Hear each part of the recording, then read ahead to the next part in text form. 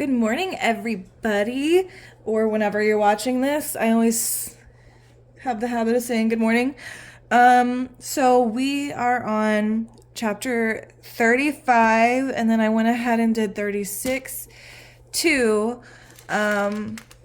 So we're getting double in this video.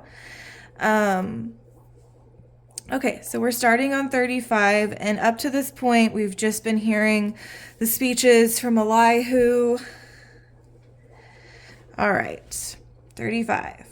Then Elihu continued saying, "Do you think it is just when you say, 'I am righteous before God'? For you ask, 'What does it profit you, and what benefit comes to me if I do not sin?' I will answer you, and your friends with you.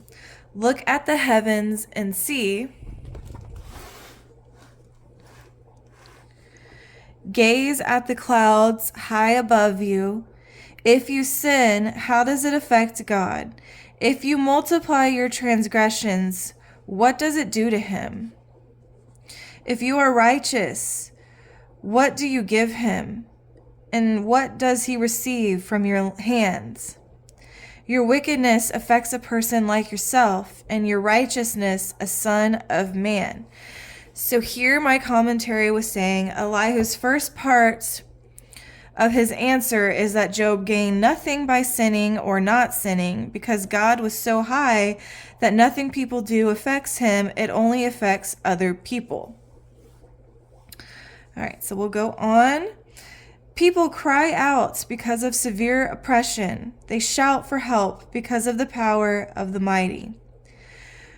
But no one asks, "Where is God my Maker, who provides us with songs in the night, who gives us more understanding than the animals of the earth, and makes us wiser than the birds of the sky?"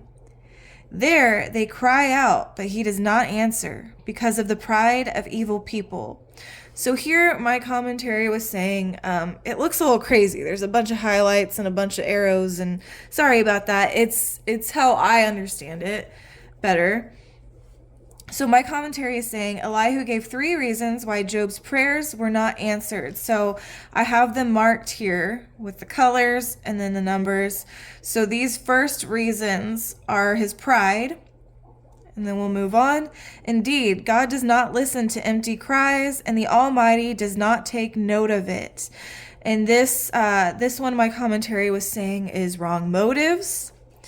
And then, how much less when you complain that you do not see him, that your case is before him, and you are waiting for him.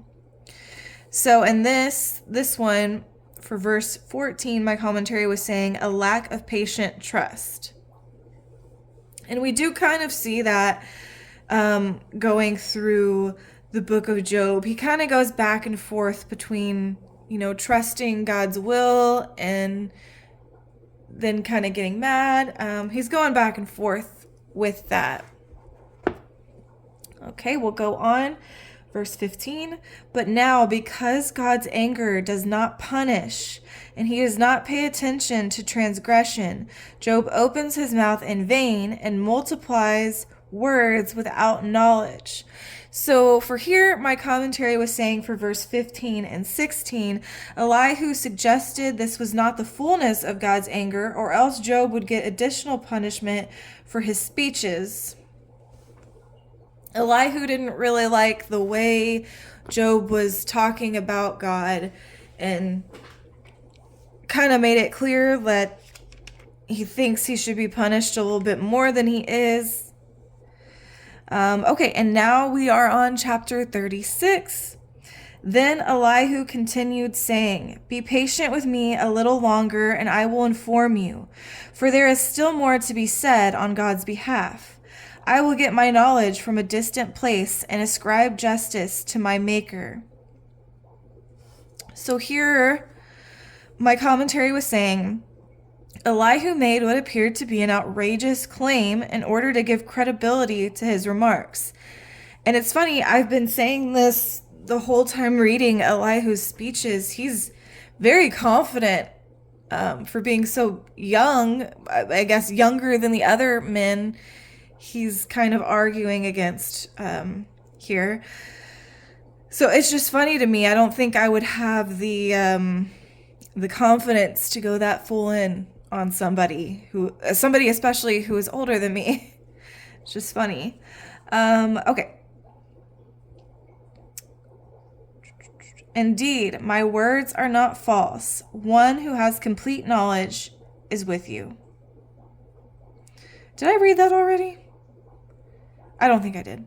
If I did, I'm sorry. Okay. Yes, God is mighty, but he despises no one. He understands all things. And here, Elihu is going to be making some points. And again, I did my numbering system so I could better know what went with what. He does not keep the wicked alive. So here my commentary was saying, Elihu repeated the thought that although God sends trouble, he is just and merciful. And then we go on to verse 7. He does not withdraw his gaze from the righteous, but he seats them forever with enthroned kings, and they are exalted. So my commentary was saying he watches over the righteous. And then we are on verse 8 and 9. If people are bound with chains and trapped by the cords of affliction, God tells them what they have done and how arrogantly they have transgressed. So here my commentary was saying he convicts them of sin. And then we're moving on to verse 10. He opens their ears to correction and tells them to repent from iniquity. So, number 4, he teaches them to turn from sin. And then 5, which is verse 11, if they listen and serve him, they will end their days in prosperity and their years in happiness. So here, I'm getting off my thought. Here, my commentary was saying he rewards obedience. And then this I have marked as our number 6, punishes rebellion. But if they do not listen, they will cross the river of death and die without knowledge. Those who have a godless heart harbor anger. Even when God binds them, they do not cry for help. They die in their youth.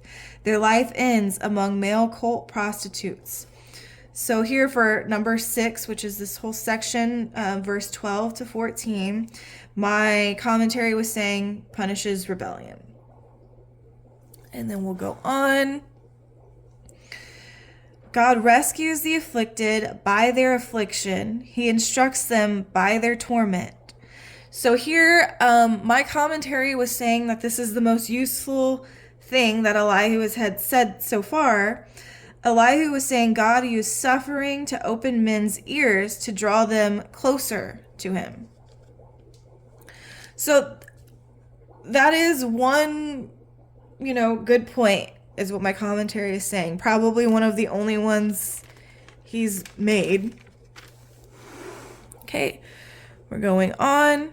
And I don't have much highlighted on this page. You can see there's so much on this page, but nothing on this page. I can't explain the method, why I do things the way I do. Okay, starting with verse 16. Indeed, he lured you from the jaws of distress to a spacious and uncontrolled place.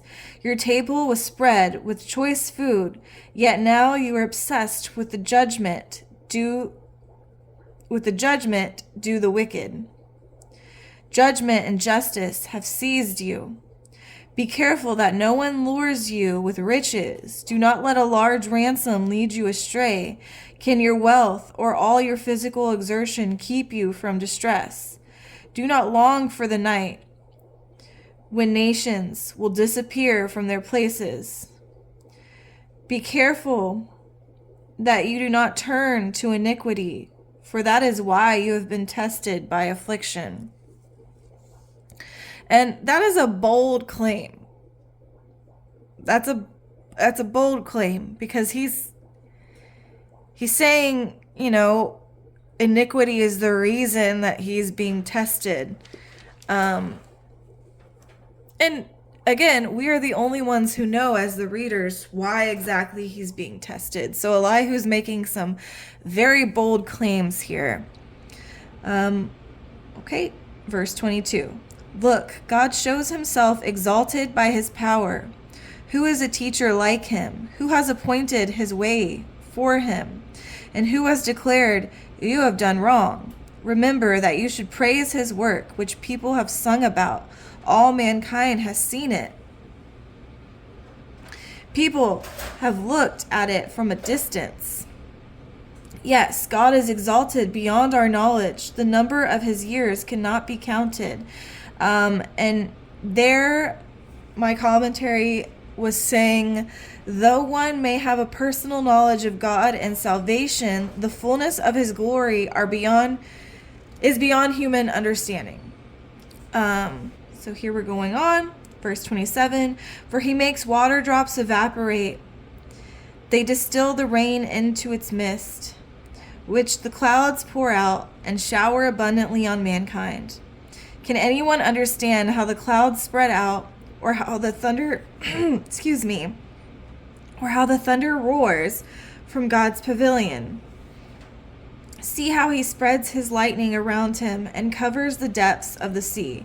For he judges the nations with these. He gives food in abundance. So here my commentary was saying the rainstorm can be a disaster of punishment or a source of abundant crops. He covers his hands with lightning and commands it to hit its mark. The thunder declares his presence, the cattle also, the approaching storm. So I didn't want this video to be too long, or else I would have done chapter 37 as well, but I'll just save that for tomorrow. I'm very, very excited for chapter 38, The Lord Speaks. I'm very excited to finally be hearing from the Lord after all these speeches and what all Job and his friends think about God and his reasoning. I'm very excited to be on chapter 38. So thank you for watching. I appreciate you guys who have left comments and telling me to keep going and telling me thank you. I really do appreciate it. It's giving me something to do while I'm looking for work. So I do appreciate it. And I have an interview tomorrow, and I'm quite nervous about it. I'm not nervous about the actual interview. I'm more so nervous about if this is the right thing for me. I've prayed for specific things in this job search, and I'm not sure that this job will have all of the things I'm wanting and praying for. So I think that's where my nerves lie. Just knowing if it's right for me, knowing if it's from God. But I'm just going to go into it and trust God. And if I get it, it was something that was meant to happen. And if I don't, I trust that there's something better out there for me. I'm trying to think like that. But yeah, say a prayer for me if you can about the job interview tomorrow. Some of the things I've been praying for are peace and harmony in the workplace, being respected by coworkers and your management. That is not a lot of what I had in my last job, and I made mistakes in my last job too. I'm not saying I'm perfect. I was struggling with my anxiety and depression really badly at that job, so all of the bad things that were happening there were kind of multiplied. So it's not just them. I had a part to play in that too. But I'm just hoping that I can find something and it'll work out for me.